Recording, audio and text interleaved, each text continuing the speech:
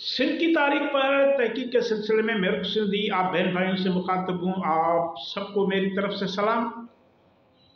आपसे गुजारिश है कि चैनल को सब्सक्राइब करें, दोस्तों के साथ शेयर करें, वीडियो को लाइक करें। आज हम बात करेंगे मौर्य खानदान पर। मौर्य खानदान पर,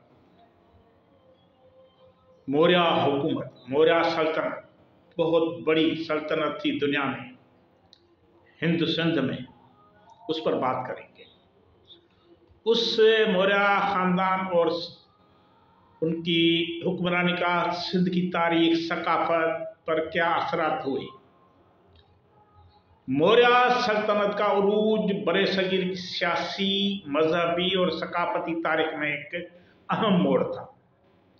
चंद्रगुप्त मौर्य से अशोक आजम तक इस खानदान ने न सिर्फ मगध पर हुकूमत की बल्कि सिंध तक अपना असर बढ़ाया। सिंध के तारीखी शऊर में मौर्य दौर को बुद्ध मत के फिरोग, यूनानी असरात के खात्मे और मकामी इक़्तिदार के तसलसल के हवाले से खास अहमियत हासिल है। चंद्रगुप्त मौर्य सल्तनत का बानी था। चंद्रगुप्त मौर्य ने टेक्सेला में तैलीम हासिल की। वो ये टेक्सेला जो है कदीम सिंध का हिस्सा था। उस जमाने में कदीम सिंध की सरहदें वसी थी। टेक्सेला उसका एक शहर था जहां चंद्रगुप्त मौर्य ने तैलीम हासिल की और 322 क़िबल मसीह में निता खानदान के खिलाफ बगावत करके मगध पर कब्जा किया। उसके मशीर चाणक्य जो सिंध के हालात से वाकिफ थे, सल्तनत को मुस्तहकम करने में, मौर्य सल्तनत को मुस्तहकम करने में अहम किरदार अदा किया।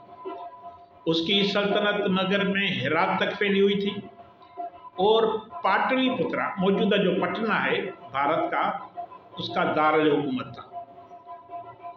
सिकंदर के मौत के बाद पैदा होने वाला सियासी खिला, यूनानी कमांडरों की इंतशार और सिंधी कबाइल की बेचैनी चंद्रगुप्त के उरूज के लिए साजगार माहौल बन गई। सिकंदर आजम की वफात 323 क़िबल मसीह के बाद यूनानी लश्कर में इंतशार पैदा हुआ। न्यार्क से बहरी रास्ते से सिंध से फरार हुआ, जबकि फिलिप्स जैसे कमांडर कत्ल कर दिए गए। यूनानी जो कमांडर था, राजा पोरस के मदद से चंद्रगुप्त ने यूनानियों को शिकस्त दी और सिलोकिस के साथ सुलह करके सियासी इत्तेहाद कायम किया। इस तरह यूनानी और ईरानी असरात खत्म हुए और सिंध मौर्य सल्तनत का हिस्सा बन गया। अशोका, चंद्रगुप्त का पोता, 273 क़िबल मसीह में तख्त नशीन हुआ। वो बुद्ध मत का पक्का पैरोकार था। उसके दौर में सल्तनत जो थी, हिंद सिंध की सल्तनत थी, अफगानिस्तान, मौजूदा सिंध, सवात और नेपाल तक फैली हुई थी। अशोका ने 14 फरमान जारी किए जो ब्राह्मी और खुरोश्ती रस्मुल खत में लिखे गए। ये फरमान मुख्तलिफ मकामात पर नस्ब किए गए, जिनमें से कई आज भी मौजूद हैं। अशोका के मुबलगिन में से उपगुप्त ने सिंध में तवील अरसा गुजारा। उसने लोगों को इखलाकी कानून की तालीम दी, स्टोपे और खानकाएं तमीर करवाई। अगरचे अशोका का कोई फरमान सिंध से नहीं मिला, मगर उसके मजहबी असरात वाज़ेह तौर पर मौजूद हैं। सिंध में बुद्ध मत के असरात मौजूद हैं। मौर्य दौर में सिंध बुद्ध मत का एक फिरोग का मरकज बन गया। अशोका के मुबलगिन की आमद से मजहबी तमीरात, स्टोपे और खानकाहें कायम हुई।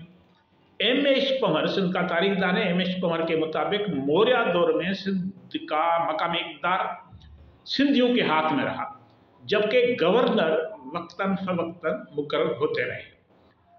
हेनरी कजन्स ने अपनी किताब सिंध के कदीम आसार में अशोका दौर के मजहबी तमीरात का जिक्र किया है।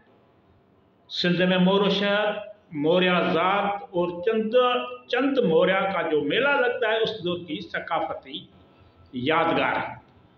मौर्य खानदान का दौर सिंध की तारीख में एक ऐसा बाब है जो सियासी आज़ादी, मजहबी फ़रोग और सकाफती तब्दीली की नुमाइंदगी करता है। चंद्रगुप्त के यूनानी असरात के खात्मे से लेकर अशोका के बुद्ध मत के प्रचार तक सिंध ने न सिर्फ उन असरात को महसूस किया बल्कि उन्हें अपनी तारीखी शऊर का हिस्सा बनाया। आपका बहुत बहुत शुक्रिया।